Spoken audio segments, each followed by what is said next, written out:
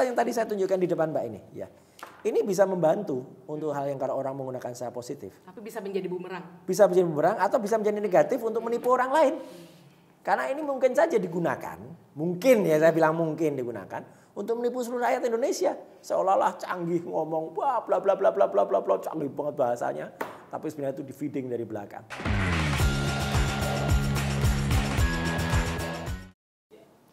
Oh my God, usai debat cawapres beberapa hari lalu, beredar rumor bahwa salah satu kandidat cawapres menggunakan earphone yang dijahit di kerah bajunya. Benarkah ada teknologi yang demikian? Bersama saya telah hadir pakar telematika yang juga mantan Menpora, Pak Roy Suryo. Pak Roy, mungkinkah terjadi dalam suatu perdebatan seseorang memasang alat seperti earphone yang dijahit di kerah jaketnya atau bajunya agar bisa di remote pembicaraannya? Saya bicara jujur atau enggak? Jujur dong. Jujur kan? Ya. Lo kalau jujur karena pertanyaannya mungkin harus saya jawab sangat mungkin. Karena teknologi itu, alat itu ada.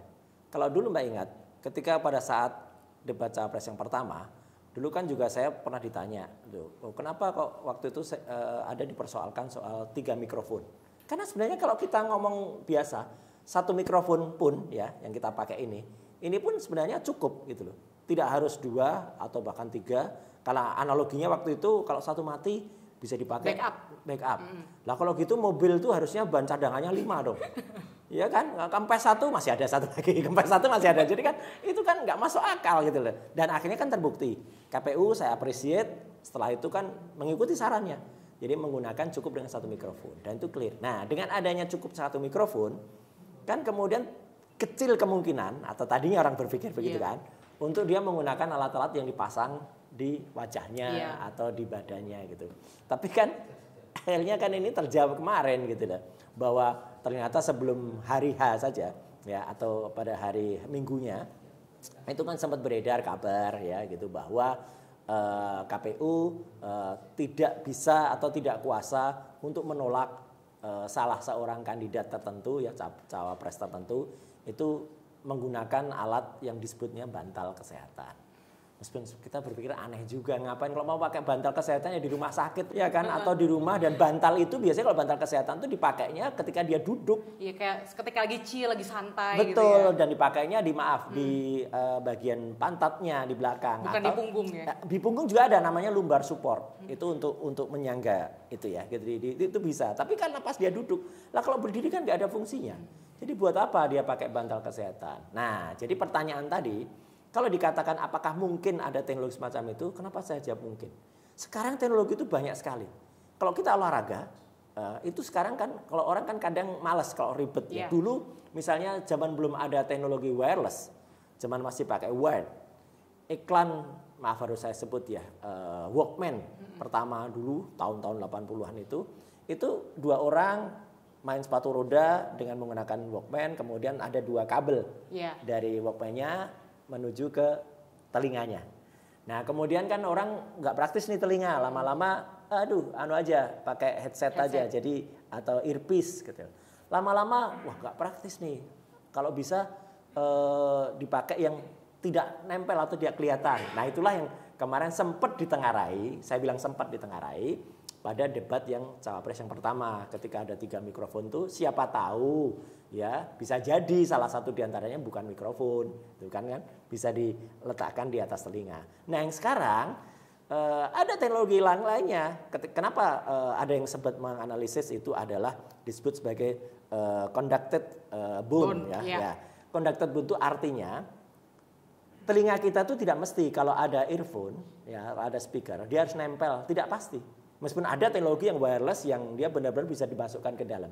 Tapi bisa jadi dia cukup ditempelkan di dekat-dekatnya dan dia mengalir melalui kulit ya skin atau melalui tulang yang ada di dalamnya. Jadi kalau dia ditempel di sini, dia bisa mendengar. Contohnya, kita kasih contoh nih.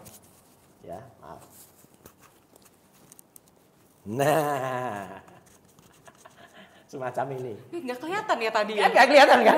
Nggak kelihatan. Benar, jujur. Jujur, nggak kelihatan. Ini, jadi ini memang ada fungsi mikrofonnya juga.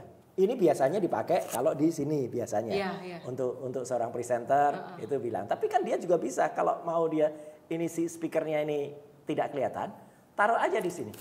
Dan kemudian ketika dia keluar suaranya, pasti kita juga dengar.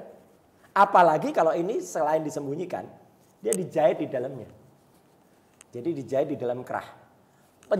Contoh jahit kayak gini itu bukan hal yang sederhana, bukan hal yang istimewa. Kalau kita di bandara, ya asing sering sekali kalau menemui petugas bea cukai atau petugas bandara itu kemudian harus membongkar koper yang kalau di sana ada penyelundup narkoba itu biasa dijahit di dalam kompartemen khusus di koper-koper itu. Jadi misalnya kalau ada X-ray dia nggak kelihatan, pasti harus ada feeling yang muncul yang kemudian kalau kadang-kadang digunakan anjing pelacak ya untuk membawahi, dan biasanya dibuka juga nggak akan ketahuan. Seperti tadi kalau dibuka pun kalau misalnya ini dibuka bisa kelihatan. Kalau ini misalnya saya jahit di dalam sini jaket gitu ya nggak akan ketahuan. Apalagi kalau jaketnya dipakai kayak film kaku gitu gini nih ya kan nggak kelihatan gitu. Jadi mau gini-gini nggak kelihatan. Nggak kelihatan. Tapi berarti itu alatnya ada yang emang bisa sekecil itu ya? Kayaknya. Ya, pertanyaannya tetap harus saya jawab ada dan bisa. Tapi kalau saya lanjutkan pertanyaan, apakah itu pasti dipakai kemarin? Ya walau alam. Saya kan nggak bisa memastikan, aku nggak meriksa, ya kan? Ya, tapi kalau dikatakan, oh itu hoax kalau ada alat tertentu, enggak. Aku yakin ini bukan hoax, alat ini ada.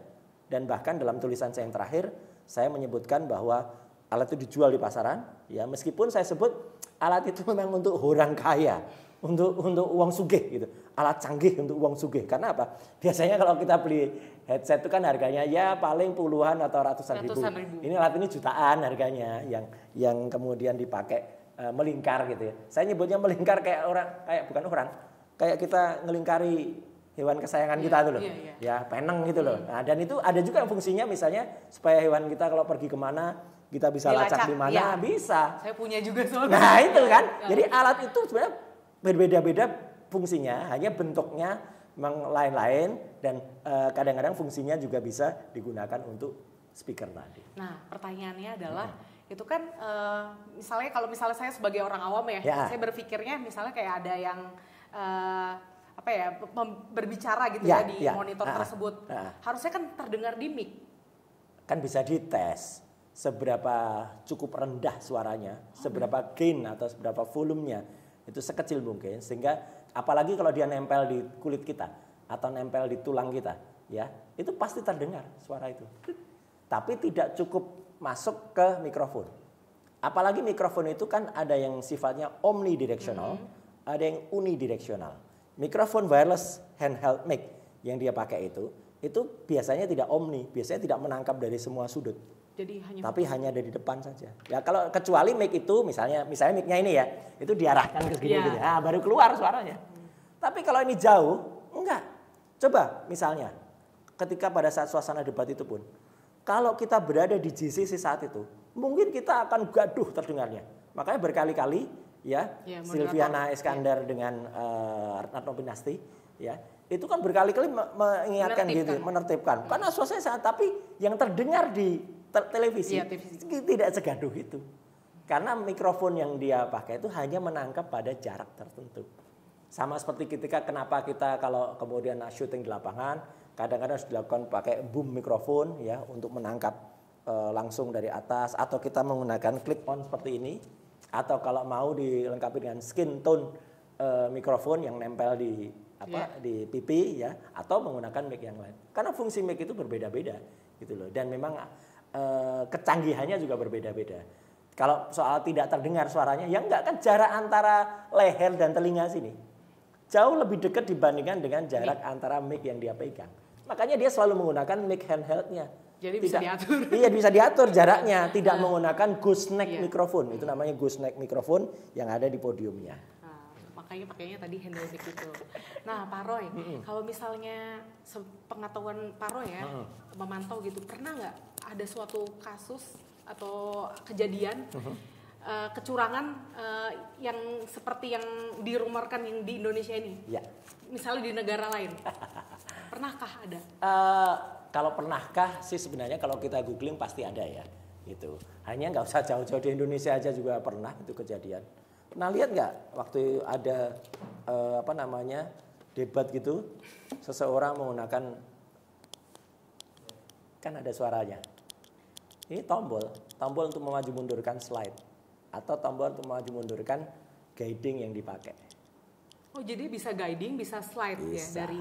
Bisa. Dan ini ya. dijual bebas juga. Ya bebas sekali sih tidak, tetapi ada. Ya, dan ini juga sebenarnya sih wireless presenter biasa, wireless remote presenter. Kalau kita presentasi supaya nggak kelihatan kan kita bisa pakai kayak gini, ya kan? Supaya nggak kelihatan. Kalau pakai wireless itu kan, wah kelihatan banget ya. Kalau ini kan kadang-kadang dia nggak. Atau kadang-kadang mau tampil rapi, ya kan? Kita juga bisa pakai dasi, gitu, kalau mau tampil rapi. Tapi itu dasinya dasi khusus kah atau gimana tuh, Pak Roy? Di balik dasi ini ada apa? Tapi bisa pakai dasi jenis apapun? Ya, kebetulan ini nempel di jenis dasi tertentu. Jadi harus disesuaikan dong dengan dengan bajunya, ya. Jadi ini ada alat perekam, ada kamera. Ini kamera loh ini. Di dalamnya ini kamera. Kalau sekarang diperhatikan baru kelihatan ini. Ada kamera, ada titiknya di sini. Yang paling depan bukan itu? Iya, ini. Nah, ada titiknya. Sesoft itu ya? Iya, atau kalau ini masih kelihatan dasi, ya pakailah yang tidak terlalu kelihatan, misalnya ini. Itu diselipin di kemeja.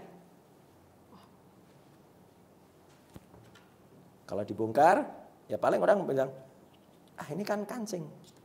Tapi ini kamera juga. Ini kalau kelihatan kan bisa kelihatannya cuma seperti kancing. Tapi ini bukan kancing. Kamera.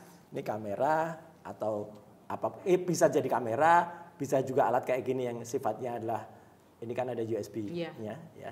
Bisa juga nanti dia digunakan fungsinya kan macam-macam kayak gini. Sekarang alat-alat kayak gini tuh banyak, nah. Makanya dan fungsinya juga beda-beda. Nah, kalau yang paling mendekati, tapi saya tidak memastikan ya, karena ini analisis ya. Ntar banyak tukang lapor lah, gitu kan.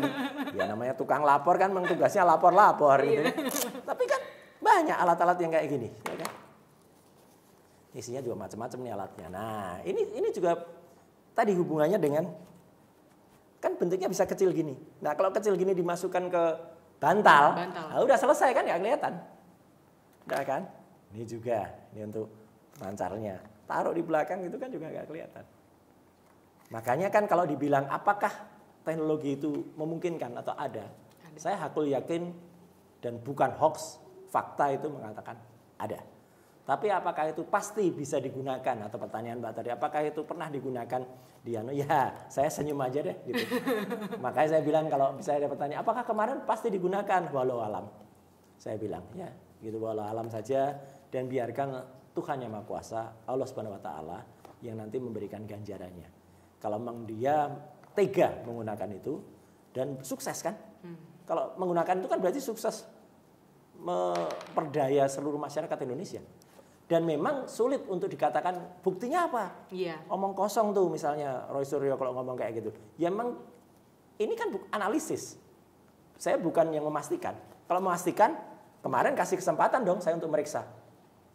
Kalau saja sekarang ada misalnya ya kita bikin debat-debatan lah di mana ada orang pakai kayak gitu, saya yang suruh memeriksa pasti kena. Gitu loh, pakai alat apapun pasti kena. Pakai disimpan ke dalam tubuh saja. Sekarang kan ada detektor yang bisa digunakan untuk memeriksa apa yang dikandung di dalam tubuh. Kalau kita lihat penyeludupan narkoba sekali lagi, ya itu kan sampai pilnya sampai ditelen, sampai orangnya suruh ke kamar kecil karena dia ketahuan. Kemudian ada zat khusus yang bisa ditempelkan. Kalau dia berwarna biru, nah itu berarti dia narkoba. Maaf, saya pernah di BNN soalnya. Jadi teknologi kayak gitu kan juga kita juga ngerti lah gitu hal kayak modus-modus macam itu dan modus itu bisa digunakan apalagi kalau tanpa ada pemeriksaan atau misalnya yang mau memeriksa berkata wah ini punya imunitas tertentu karena ini seorang anak apa gitu kan gitu ya susah lah repot kita ya udahlah biarkan saja Tuhan Maha Kuasa. Harusnya seperti apa nih kan masih ada terakhir nih. Oh kalau terakhir kalau besok sih insya Allah kalau saya masih percaya. Iyalah kalau saya percaya kalau yang besok ya. Yang menjadi pertanyaan kan yang debat-debat yang sebelumnya, 2 debat sebelumnya. Kalau yang besok insya Allah kalau ini bukan apa-apa, saya masih percaya. Ya tidak akanlah dipakai itu. Integritas dari sosok-sosoknya siapapun ya. Apalagi aku memang independen Mbak. Saya tidak terkait salah satu paslon enggak sama sekali. Saya juga bukan pendukung salah satu paslon, bukan. Saya hanya ingin agar semua itu baik. semua itu jujur, semua itu tidak menggunakan fasilitas, semua itu tidak kemudian berlindung di balik misalnya ya ini kan fasilitas negara atau apa, ini kan melekat dengan saya harus ikut.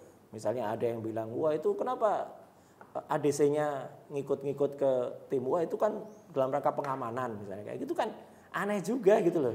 Makanya kan ya saya juga mengatakan hal-hal kayak gitu kan ada batasnya, semua tuh harusnya ada batasnya, bukan tidak terbatas gitu. Nah Pak Roy sebagai pakar telematika nih ya, mungkin ini juga bisa jadi insight untuk kedepannya ya. Harusnya seperti apa sih biar, ini kan masyarakat kan lumayan dibuat gaduh juga ya, karena kita terbelah menjadi dua, ada yang itu hoax, tapi ada yang meyakini itu benar gitu kan. Harusnya seperti apa untuk penyelenggara pemilihan umum? Ya, sebenarnya semua memang kembali bukan karena ini sering diucapkan oleh salah satu kandidat ya. Semua kembali kepada etika dan kembali pada kejujuran kita masing-masing. Kalau mengedepankan etika dan kejujuran, insya Allah kemarin-kemarin itu nggak akan muncul. Kalau dikatakan apakah itu terjadi juga di luar negeri, ya mungkin. Di Amerika kan kita juga lihat lah bagaimana debat antara Trump dan siapa itu juga, apakah itu pakai teknologi. Indonesia saja Pak, Indonesia mungkin pakai ya, bukan bisa pakai, mungkin pakai, apalagi di sana yang lebih canggih lagi. Karena yang namanya feeding di guiding dari luar ya, dipandu dari luar, itu sangat-sangat mungkin dengan berbagai cara. Ya kalau misalnya di Amerika mungkin sudah sangat canggih banget. Mungkin sama sekali nggak kelihatan alatnya, mungkin dia dioperasi dulu untuk masukin alat itu. Iya. Bukan kayak chip gitu ya? Loh iya. Loh sekarang kan juga mungkin gitu kayak gitu. Jangankan manusia. Kalau Mbak pecinta binatang atau masyarakat pecinta binatang tahu hewan aja sekarang dipasangi chip. Iya. Saya kebetulan penghobi kucing. Kucing saya anabul kita pasangi chip supaya kalau ada pencurian ketahuan. Oh ini mau dia udah dirubahnya dia ketahuan. Nah orang. Dan saya pun aku yakin di masa depan yang namanya teknologi itu sudah sangat-sangat canggih sehingga manusia itu bisa ditanam chip tertentu. Satu bisa menambah kapasitas memorinya. Jadi kalau bicara nggak hanya A, I, U, E, O, salah asam folat jadi asam sulfat kayak gitu. Enggak lagi gitu loh. Karena dia begitu ngomong dia udah, dan itu kan bener komputer itu kalau lemot itu kan tambahin memori cepat dia banget dia lagi, hard disknya udah pelan ekstra. Orang pun juga begitu besok.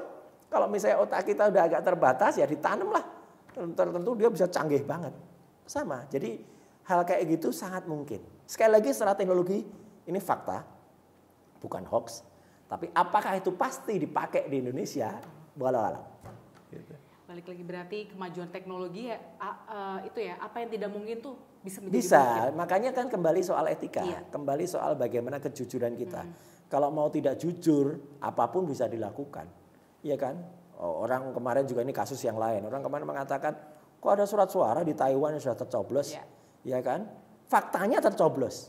Apakah itu berarti bukti ketidakjujuran? Ya walau alam juga kan? Kan kita nggak bisa.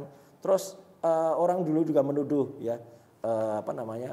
Sudah baik-baik sempat kotak suara itu dibuat dari bahan yang solid ya, dari aluminium yang kenapa kemudian dibuat kardus?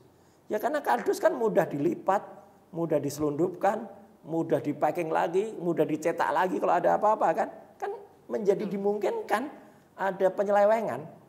Kemarin gitu misalnya, kalau mau jujur-jujuran ya, kan sudah baik-baik pakai baju kayak gini, kok tiba-tiba pakai jaket? Ya kan? Kan kemudian menimbulkan pertanyaan bagi masyarakat. Salahkah orang bertanya? Enggak dong.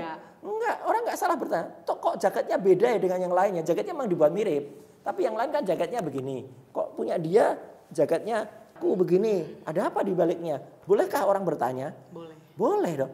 Kalau orang tidak boleh bertanya, kalau orang tidak boleh berpikir, kalau orang tidak boleh berpendapat, negara apa ini? Kita kan negara demokratis ya, betul, itu negara demokratis yang harusnya orang berpikir. Dan ingat, pemikiran itu tidak seharusnya dipidana. Jujur, saya salut kepada hakim yang mengadili Haris dan Fathia. Fathia lolos. Luar biasa, meskipun sekarang kasasi. Ya gitu, saya pun pernah sampai kasasi gitu loh kemarin. Ya gitu, tapi kan akhirnya juga meskipun itu sebenarnya konyol sekali kalau lihat putusannya. Apa yang dituduhkan di awal dengan yang di akhir itu kan nggak terbukti sebenarnya. Cuman kan ya udahlah, putus saya kayak gitu. Tapi kan sekarang kalau orang boleh, kalau orang tidak boleh dia berpendapat, ya kan repot. Masa pikiran diadili? Iya, benar. Pikiran tidak bisa diadili. Kalau yang diadili itu orang yang terbukti membunuh terbukti orang yang curang, terbukti orang yang menipu di masyarakat, yang harusnya dia nggak boleh pakai dia pakai. Nah itu harus diadili kalau kayak gitu. Tapi kalau orang yang berpendapat demi kemaslahatan bangsa, dan pasti bisa berbeda pendapatnya, karena yang satu benar-benar sudah pokoknya harus ini, yang satu mengatakan ya harusnya kan yang satu etikanya kan begini, ya ini nggak akan ketemu. Yang satu pokoknya, yang satu etika, nggak akan ketemu. Gitu. Nah, Pak Roy, ini bicara soal etika nih. Ya. Pak Roy itu kan mantan menteri. Ini lagi rame lagi nih. Beredar, bukan beredar lagi, salah satu menteri di Indonesia kabinet sekarang itu menyatakan diri mendukung salah satu capres cawapres gitu kan.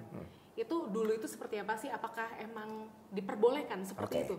Ya kalau salah satu menteri mendukung sama nggak usah mendukung. Dia menjadi salah satu calonnya pun iya di kementerian sekarang, iya kan? Iya. Iya kan? Ya sebut aja yang nomor 3 itu kan masih aktif sebagai Menko Polhukam. Yang nomor 2 juga masih aktif sebagai wali kota, ya kan? Yang cawapresnya, yang capresnya juga masih aktif sebagai Menhan. Memang inilah yang terjadi di pemerintahan kita sekarang ini. Aturannya diubah dulu untuk supaya bisa dijalankan seolah-olah tidak melanggar aturan. Ya, contohnya apa? Orang yang masih umurnya belum nyampe umur, ya toh, aturannya diubah dulu, ya kan? Meskipun itu rame di MK nomor 90 itu, tapi kan udah diubah dulu aturannya. Sama seperti sebelum pemilu berjalan, ya, diubah dulu aturannya. Jadi yang namanya menteri, kemudian sampai pejabat gubernur, itu gubernur sih hanya untuk lewat-lewat aja. Kemudian wali kota, tujuannya itu adalah boleh tidak mundur, harus minimal boleh cuti. Ya itu kan jadi confuse, ya kan? Kalau ketika itu, apalagi menteri yang aktif. Sekarang dengan yang baru heboh 1-2 hari terakhir ini, bukan hanya menteri lah, kepala negara katanya presiden juga boleh memihak. Ya, saya hanya mengulangi pemberitaan loh ya, bukan bikin hoax ini. Memang kita kan bisa baca. Dari Pak Presiden sendiri mengatakan kalau misalnya boleh mendukung asal tidak memakai fasilitas negara. Jadi biar untuk menghindari konflik of interest, itu seperti apa tuh Pak Roy? Kalau mungkin Mbak bertanya kepada orang yang belum pernah jadi pejabat negara, mungkin jawabannya akan ya bisa gitu. Faktanya tidak akan bisa. Saya alhamdulillah saya pernah menjadi RI 45, pernah membantu presiden, dan dalam jabatan itu ada posisi-posisi yang melekat. Melekat itu artinya apa? 24 hour, ya, 24 jam dia harus melekat. Bahkan kalau perlu tidur pun berada dekat dengan kita. Aturannya begitu. Dia harus keselamatan kita itu di tangan dia. Ya, gitu. Jadi kalau ada apa-apa dia disalahin. Dulu saya nggak boleh, misalnya zaman saya membantu Pak SBY waktu itu, saya nggak boleh kalau SBY nyari saya, terus tiba-tiba nggak bisa nelpon, nggak bisa ketemu saya, tuh yang dimarahin bukan hanya saya. Walpri saya, pengawal pribadi, ADC saya, ya ajudan saya, konkursi saya, atau orang-orang di lingkungan tempat walnya. Karena harus bisa. Nah itu melekat dia. Perkara apakah fasilitasnya kemudian bisa melekat atau tidak, itu memang tergantung juga sekali lagi pada etika orang tersebut ya. Dulu kita pun harus cuti. Kalau menggunakan, saya waktu itu juga nyalek kan. Nah, jadi ketika nyalek, si ADC ini sama si Walpri ini pernah saya bilang, kamu nggak usah ikut karena ini nyalek, ini politik. Pak, aturan kami harus melekat dengan Bapak. Jadi kami nggak bisa. Waduh, ya kalau gitu kamu nggak usah nampak, nggak usah pakai baju siap. Nah, dia nggak, tapi dia nggak boleh terus pakai baju paslon atau baju caleg saya terus malah ikut teriak-teriak gitu di belakang seperti yang kemarin video itu pelanggaran, itu nggak boleh itu, apalagi dia pejabat dinas aktif lagi gitu ya, dia ikut kayak gitu, bahwa dia sebagai orang yang melindungi keselamatan ya, makanya lebih baik kalau orang nyalon, apalagi nyalon presiden ya, nyalon wakil presiden atau nyalon nyalek ya, mundur harus, itu jauh lebih bagus karena itu akan confuse pastilah. Dia tidak boleh menggunakan fasilitas negara. Lah berarti dia kalau waktu cuti dia keluar dari rumah dinas dong. Kan nggak mungkin juga. Dia pasti pulang ke rumah dinas. Kendaraannya apa dia kemudian harus menggunakan kendaraan berbeda. Dulu dengan segala hormat saya, presiden waktu itu ya Pak SBY melakukan hal itu loh Mbak. Jadi artinya apa? Kalau dia datang di acara partai, dia tidak pernah menggunakan mobil Indonesia 1 atau mobil RI 1. Enggak. Saya berani bersaksi bahwa beliau waktu itu menggunakan mobil Alphard yang lama itu, Alphard biru itu, atau apa, dengan nopol yang swasta, dengan nopol berbeda, dengan nopol pribadi. Meskipun orang-orang yang di sekelilingnya juga nggak bisa lepas, nah makanya karena melekat, itulah alasannya. Tapi kan nggak mungkin juga beliau terus pulang nggak ke Cikeas gitu, kan nggak, kan pasti ke Cikeas juga gitu. Jadi memang confuse, maka sebaiknya mundur. Kalau mundur itu jauh lebih bagus ya, jauh lebih bermartabat, jauh lebih mendukung etika dibandingkan dengan nggak mundur. Kalau nggak mundur kan bisa aja misalnya dalam satu hari dia datang di kota tertentu, alasannya untuk kunjungan kerja, kunker. Tapi habis itu dia mampir ke konstituennya ya toh, atau mampir ke pendukungnya. Lah gimana itu? Boleh jadi dia ketika mampir ke pendukungnya itu ganti mobil, atau ganti kostum. Tapi pesawat dia ketika datang tuh kan ada juga yang malah pakai pesawat negara, pesawat militer. Ya kan? Itu kan jadi nyolok banget kan gitu kayak gitu. Jadi makanya memang sebaiknya mundur. Dan harusnya memang mundur, begitu mundur bagus. Kalau mundur dia tidak lagi bisa menggunakan fasilitas negara, dia tidak lagi bisa membagi-bagikan apalah bansos atau apa gitu dengan alasan dia masih pejabat negara atau apa gitu. Bahkan menteri, apalagi termasuk juga menteri-menteri yang mendukung, yang mundur itu jauh lebih bagus, itu jauh lebih beretika, jauh lebih bermartabat dibandingkan dengan sekarang orang hanya beradu aja. Ini kan melekat. Kalau melekat ya dia harus hanya benar-benar sangat pribadi, tapi itu sulit. Ya, sulit karena bagaimanapun juga pasti ada irisan atau pasti ada keterkaitan misalnya rumahnya atau kendaraannya atau apanya. Berarti ini ya aturannya tuh kalau dulu tuh lebih karena apa ya Pak Roy? Kalau misalnya dari pegawai, bukan pegawai ya, insan di kementerian itu sendiri kan sebenarnya dilarang ya untuk memainkan simbol. Bahkan jangankan simbol, sampai aturan selfie, aturan foto pribadi aja nggak boleh. Sip aja nggak boleh. Gini aja nggak boleh. Padahal kan kalau mau 1 atau 2 kan jelas gini 1, 2, 3 itu kan juga boleh. Peace gini juga nggak apa gini nggak boleh, Koreaan gitu. Kan juga hanya kayak sampai segitu aja dipermasalahkan. Tapi kenapa pejabat negaranya boleh, petingginya nggak boleh, petingginya boleh? Kan aneh. Maka harus rata. Gitu loh, harus rata semuanya. Saya makanya dulu juga kalau cuti juga nggak bisa hanya cuti sehari 2 hari gitu nggak bisa. Dulu kalau kita cuti minimal 3 hari. Karena supaya apa? Supaya benar-benar concern dan negara tidak dirugikan. Pejabat negara cuti sehari, itu kan merugikan negara dia. Karena apa? Karena yang dia cutikan otomatis dia mengganggu tugas dia sebagai pejabat negara ya atau pejabat daerah. Makanya kan sampai ada DPRD di satu wilayah tertentu itu mengusulkan supaya dia mundur kan gitu. Karena itu mengganggu tugas terlalu banyak cuti. Memang iya. Memang sebaiknya mundur atau harusnya mundur. Cuman kan aturannya memang sudah dikondisikan untuk supaya menyelamatkan orang-orang yang bisa melakukan ibaratnya penyalahgunaan dalam tanda kutip di dalam hukum ini. Itu yang sangat saya sayangkan. Harusnya memang mundur dan kemudian dia bisa benar-benar concern, negara tidak dirugikan, dia juga tidak merugikan, tidak berpotensi merugikan negara. Nah, Pak Roy tadi kan kita sudah berbincang panjang ya. Pak Roy itu juga dimanapun juga orangnya sangat vokal, sangat berani. Ini saya penasaran ya. Gak bahaya tak? Bahaya pasti bahaya ya. Dan saya juga bukan orang yang punya hak imunitas. Semua orang juga tahu saya pernah masuk ya dipidana gara-gara hal yang sebenarnya sangat konyol kalau dituduhkan. Yang bikin meme bukan saya. Ya, yang merekayasa foto itu juga bukan saya. Kenapa salahnya orang penistaan? Lah ya, kenapa penistaan? Agama lagi. Yang melaporkan juga sebuah kelompok yang isinya cuma di bawah 100. Kelompok terbesarnya umat Buddha, Walubi. Saya hormat betul pada perwakilan umat Buddha Indonesia. Itu justru melindungi saya waktu itu, membela. Tapi tidak dipakai. Padahal Walubi itu yang diakui di Indonesia. Yang dia penyelenggara Waisak. Penyelenggara itu malah nggak dipakai. Yang dipakai justru kelompok kecil yang di sidang aja hanya AEU-EO ya. Artinya apa? Tidak mengerti sebenarnya kontennya.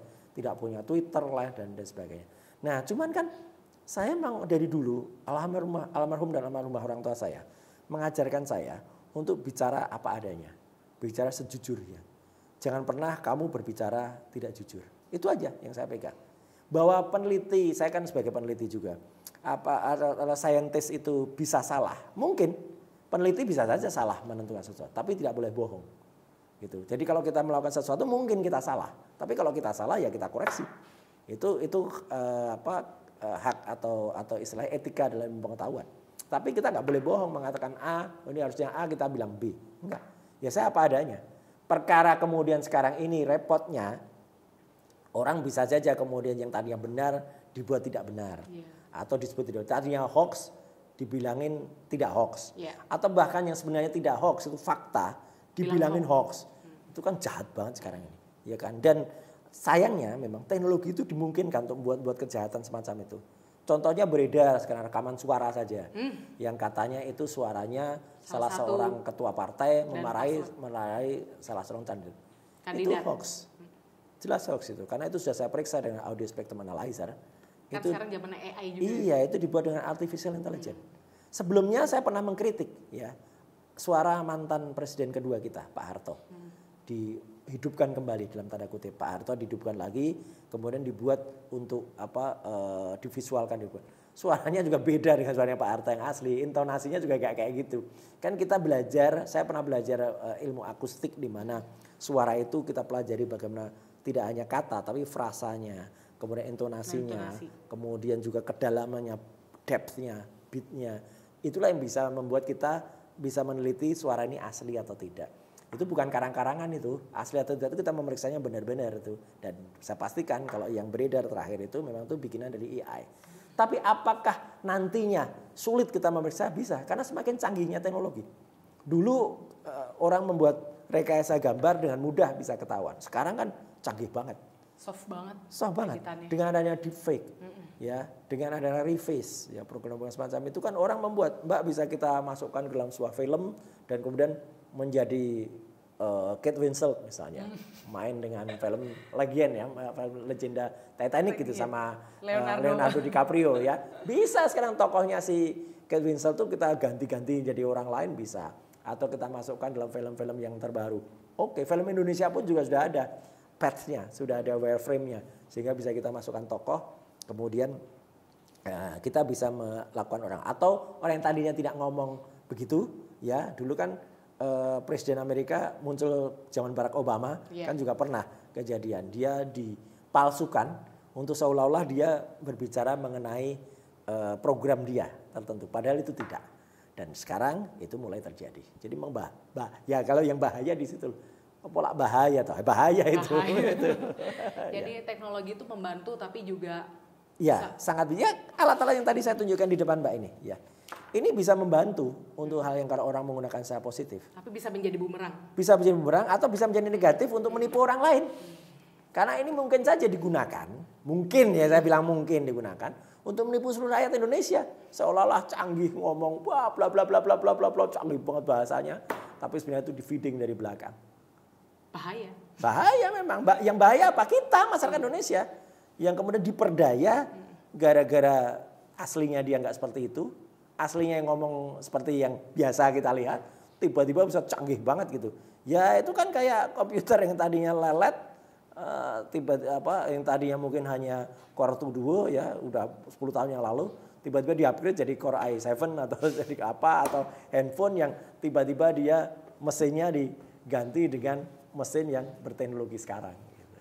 Oke, Pak Roy, sangat luar biasa sekali perbincangan kita hari ini. Mungkin ada closing statement yang ingin Pak Roy sampaikan terutama kepada masyarakat Indonesia agar kita nanti pada tanggal 14 Februari mendatang tidak salah memilih. Apa closing statement-nya dari Pak Roy? Saya tetap sebagai orang yang independen dan insya Allah masyarakat Indonesia itu benar-benar menggunakan otak dan pikirannya untuk digunakan sebaik mungkin dan hindari penggunaan teknologi yang ternyata teknologi itu justru digunakan untuk membuat kepalsuan-kepalsuan, kebohongan-kebohongan, dan juga misalnya penyimpangan-penyimpangan ada. Teknologi dibuat untuk kemaslahatan manusia. Apalagi besok kita sebentar lagi masuk ke era Society 5.0, di mana kehidupan itu tidak bisa lepas dari teknologi. Kita nggak bisa lepas dari IoT, Internet of Things, ya. Kita tidak bisa lepas dari AI, Artificial Intelligence dan sebagainya. Saya ngomong ini bukan apalannya karena memang saya belajar di situ, bukan seperti orang yang bisanya ngomong IoT, kemudian AI, kemudian hilirisasi, tapi cuma hafalan ya gitu. Jadi sekali lagi manfaatkanlah otak kita yang kita dapat dari Tuhan yang Maha Kuasa, Allah Subhanahu wa taala itu untuk berbuat sebaik-baiknya. Kata kuncinya memang satu. Manusia kalau berdasar kepada kejujuran dan etika, itu insya Allah itu tidak akan salah. Itu aja. Baik Pak Roy, terima kasih telah hadir di podcast Oh My God hari ini. Terima kasih. Semoga masyarakat Indonesia masih ada waktu nih untuk benar-benar bijak memilih ya pemimpin kita ke depan. Karena Indonesia itu bergantung kepada pemimpin yang akan terpilih mendatang. Saya tadi kelepasan ngomong kobul gitu ya. Karena kalau saya tadi ngomong amin gitu, mengaminkan nanti dikira paslon tertentu. Baik Pak Roy, terima kasih ya Pak Roy. Terima kasih.